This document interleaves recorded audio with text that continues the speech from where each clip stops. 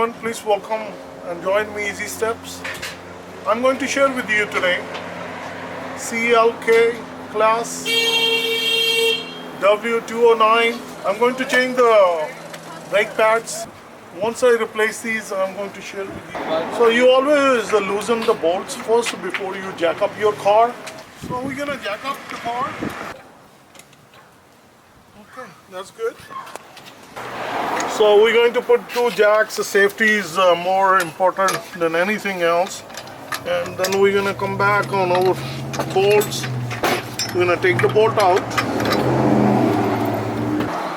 Once you pull the bolts out, again, I won't let the tire sit on the side. I will go and put the tire underneath the car. Just extra safety precaution.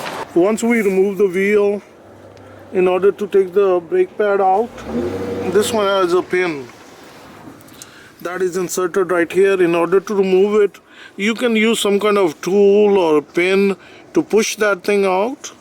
I use an Allen wrench. I just put my Allen wrench right here. I just hammer it a little bit. Once you hammer it, this pin goes back. Once pin goes back, it's right here. So you pull that pin out, the clamp comes out, pull the sensor out. You pull the sensor out from here, then you remove the pad out. So the pad is pretty much bad shape.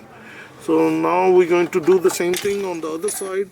We're going to pull that out. In order to do the best thing, you put your thumb and press it against the cylinder. When you press the cylinder goes inside, then it's easy to come out. And now we can pop the new ones in. See, now the pads are big, it's not fitting in, so the easier way to do it again, you get the help from the old ones again. Put those in. Once you pull those in, now you grab it and you pull towards you. Once you pull towards you, the cylinder or the piston, whatever the terminology we can use, it goes back, and now this will goes in. I need to press a little bit more. This is what we are talking about. We need to press this one back. Okay, we'll try again. Yes, see, easily it goes in now. We're gonna use the old ones.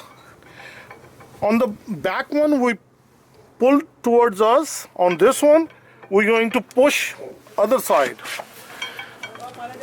By pushing the other side, we are pressing against the piston or the cylinder, and that pushes back. Okay, that's good enough. And now I'm going to put the new pad. Once we put the new pad in, it goes in perfectly. The tip I'm going to share with you, that the one I showed to you.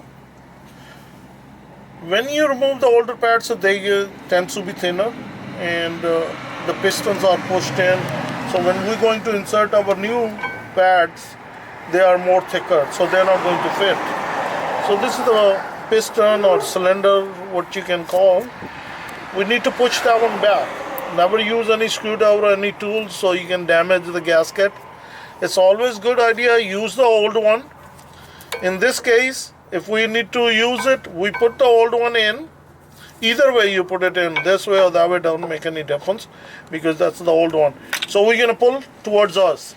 When we're gonna pull towards us, it's gonna push back in.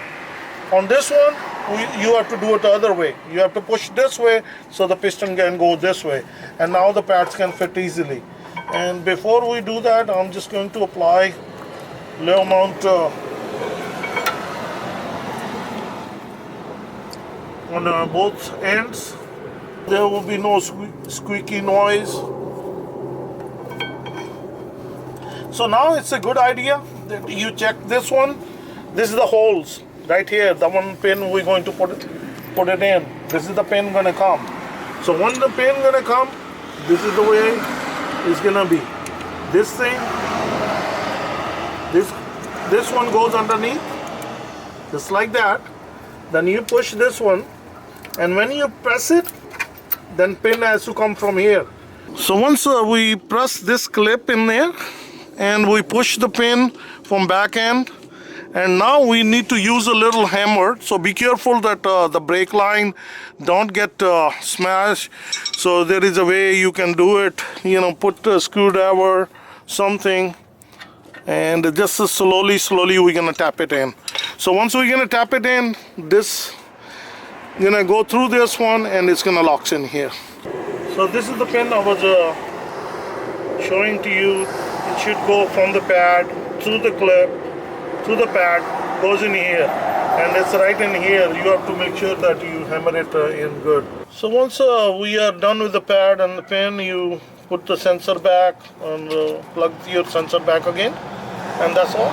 So this is how you change your brake lights on CLK series W209, and we're going to replace the pads on the other side. It will be the same way of doing this one.